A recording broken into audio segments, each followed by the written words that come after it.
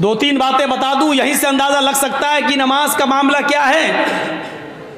अब्दुल्ला इब्न बाज, शेख इब्न बाज से मसला पूछा गया। एक औरत ने मसला पूछा कि मेरा शौहर नमाज नहीं पढ़ता, क्या मैं अपने शौहर के साथ, बेनमाजी शौहर के साथ रह सकती हूं या नहीं।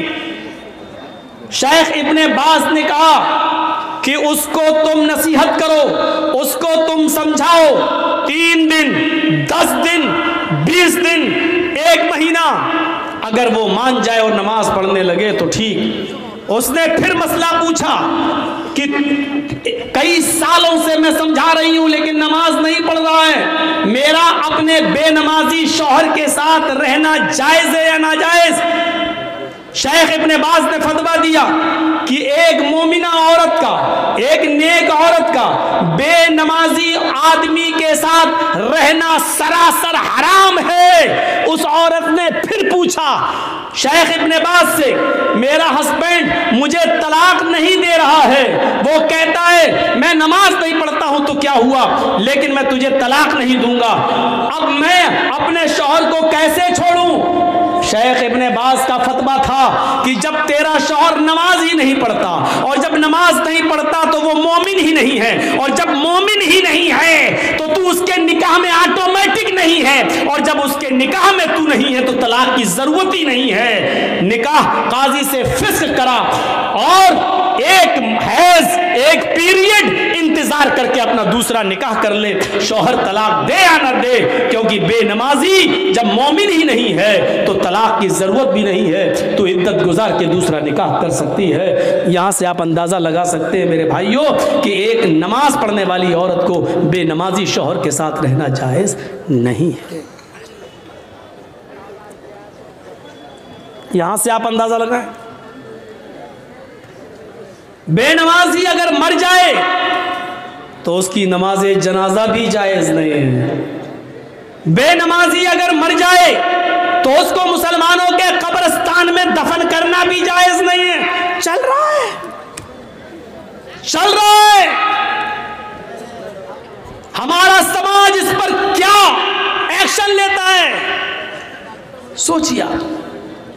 नमाज तो एक ऐसा मामला है कि हजरत अली ने जिसको काजी बनाया था, काजी शुरैह जिसका नाम था, बहुत बड़े काजी थे।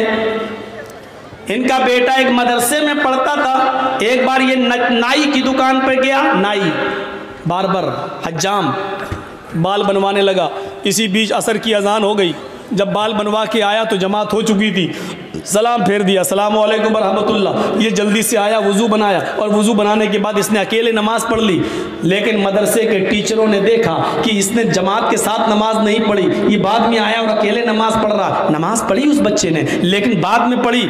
मदरसे के टीचर ने, मदरसे के उस्ताद ने काजी साहब को लेटर लिखा, काजी साहब आपके बेटे ने नाई की दुकान पर बाल बनवाने में इतना टाइम लगा दिया कि जब बाल बनवा कर आया तो असर की नमाज की जमात हो चुकी थी, उसने बाद में अकेले नमाज पढ़ी है। मदरसे का मैनेजमेंट कमेटी क्या सजा दे आप मुतय्यन करिए। मैं मदरसे का मैनेजमेंट कमेटी का मेंबर हूं, लेकिन आप काजी हैं, आप बताइए कि आपके बेटे को क्या सजा दी जाए। काजी साहब ने जो सजा दी सुनिए वो क्या था। एक मोटा डंडा भेजा, एक मोटा डंडा भेजा और एक लेटर लिखा, और लेटर में लिखा हुआ था मदरसे की मैनेजमेंट कमेटी को ये मैं ऑर्डर देता हूं कि मेरे बेटे को इस मोटे डंडे से इतना मारो, इतना मारो, इतना मारो, जब तक ये डंडा टूट कर 3 टुकड़े ना हो जाए उस वक्त तक इस डंडे से मेरे बेटे को पीटते रहो। जब ये डंडा 3 टुकड़े हो जाए तो मेरे बेटे को पीटना छोड़ देना और उसका खाना पानी बंद करके कमरे में बंद कर देना। अगर वो तौबा कर ले और इसरार करे कि आइंदा मैं कभी, इकरार करे कि आइंदा मैं कभी इतने तंग वक्त में बाल नहीं बनवाऊंगा, या कोई तंग वक्त में टाइट शेड्यूल में मैं नमाज का वक्त करीब हो तो मैं कोई दूसरा काम नहीं करूंगा, अगर इस बात का इकरार करे तो छोड़ देना, वरना भूखा प्यासा अगर मरता है तो मर जाने देना। यह काजी का फैसला है अपने बेटे के बारे में, काजी शुरैह का।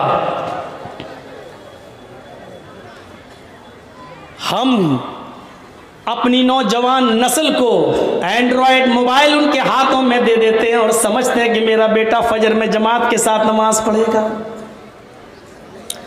जो आपका बेटा रात के 12 बजे तक 2 GB मिलने वाले नेटवर्क को खत्म करने में रात गुजार देता हो, आप अपने उस बेटे से ये उम्मीद रखते हैं कि वो फजर की नमाज जमात के साथ अदा करेगा। इन सर्दियों की रातों में ऑनलाइन पढ़ाई के बहाने आपकी बेटियां मोबाइल इस्तेमाल करके व्हाट्सएप और फेसबुक यूज कर रही हैं और आप ये उम्मीद रखते हैं कि हमारी बेटियां बापर्दा और बाहया हो जाएंगी, नकाब लगाएंगी, खुशबू से पाक साफ रहकर बाजार में या अपने मायके या कहीं और जाएंगी।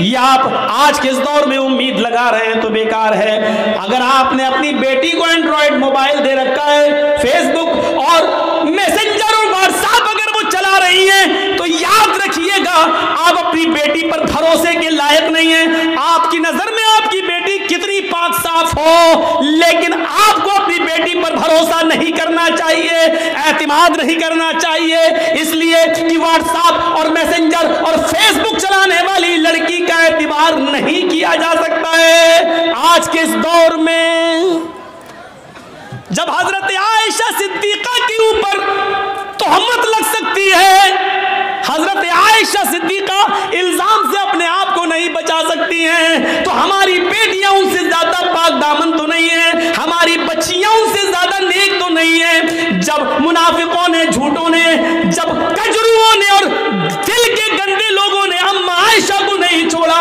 तो हमारी बेटियों को कैसे छोड़ेंगे?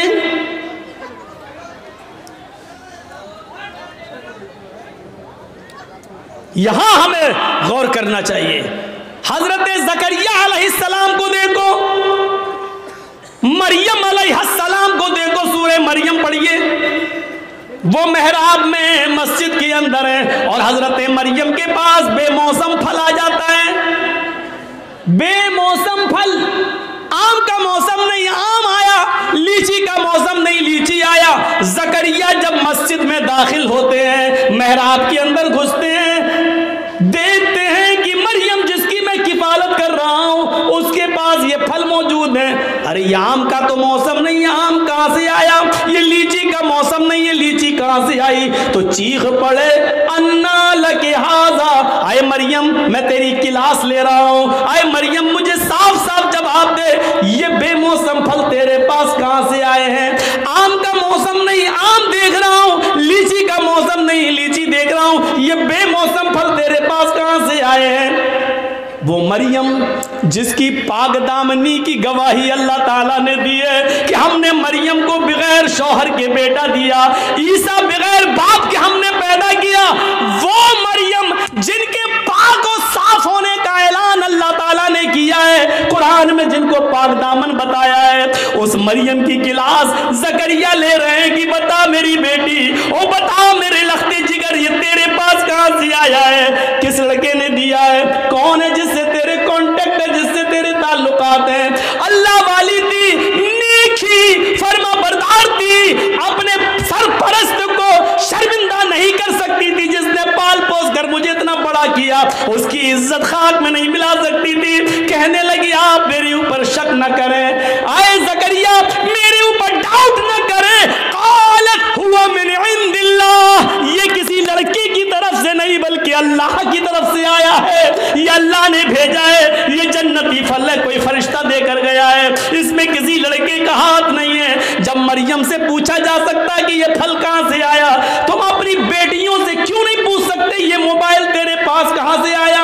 इसमें तो 10 रुपए का बैलेंस था, आज इसमें 3 महीने का नेट पैक कैसे पड़ा है? इसमें तो तेरी अम्मा और खाला का नंबर था, इसमें 5 नंबर और कहां से आए हैं? क्या आप अपनी बेटियों से ये सवाल नहीं कर सकते हो? तुम स्कूल तो ड्राइवर के साथ गई थी, फिर आई हो किसके साथ आई हो? अकेले कैसे आई हो? तुम्हारा भाई तुम्हें स्कूल छोड़ने गया था, फिर तुमने भाई का आने का इंतजार क्यों नहीं किया? अकेले कैसे चली आई हो? ये घर से किताब 3 लेके गई थी, ये 5 किताबें तुम्हारे पास कहां से आई है? ये सारे सवालात की जिम्मेदारी एक बाप की बनती है जो अपनी बेटी से पूछे अपनी औलाद से पूछे। और अगर तुम ऐसा नहीं कर सकते हो तो तैयार रहो, हमारी बेटियां कल आरएसएस के गुंडों से निकाह करने के लिए तैयार हैं, इसलिए कि ये प्लानिंग हो चुकी है कि मुस्लिम लड़कियों को स्कूलों में जगा दो और हिंदू लड़कों से कह दिया गया खुल के प्यार करो, कोर्ट मैरिज करो, इनको निकाह के बंधन में बांधो और 2-4 बच्चे पैदा करके बच्चे अपने पास रखे, औरत को दर दर की ठोकर खाने के लिए मजबूर कर दो, उसको निकाल दो। अगर आप अपनी बेटियों की निगरानी नहीं कर सकते हो तो तैयार रहो, आपकी बेटियां गैर मुस्लिमों के साथ निकाह करने के लिए तैयार हैं। 10,000 से ज्यादा एप्लीकेशन कोर्ट में मौजूद हैं मुस्लिम लड़कियों की, जिसमें यह कहा गया है हमें अपनी मर्जी से हिंदू लड़कों के साथ निकाह करने के लिए तैयार हैं। मेरे माँ बाप रोकेंगे इसलिए मुझे पुलिस प्रोडक्ट दिया जाए, प्रोडक्शन दिया जाए, सुरक्षा दी जाए। मेरे माँ बाप कोर्ट मैरिज के मौके पर मेरे लिए रुकावट बन सकते हैं। ये लड़कियों ने, मुस्लिम लड़कियों ने, कॉलेज की लड़कियों ने ये लिख कर दिया है। तैयार रहिए, अगर आप अपनी बेटियों के मोबाइल नहीं छीन सकते हो, उनसे सवाल जवाब नहीं कर सकते हो, तो फिर ये दिन देखने के लिए तैयार रहो कि आपकी बेटी मिसेस इदरीस, मिसेस असलम नहीं बनेगी, मिसेस खन्ना बनेगी, मिसेस रमेश बनेगी, मिसेस मनमोहन बनेगी, मिसेस फला बनेगी, ये बनेगी। इसके लिए तैयार रहो।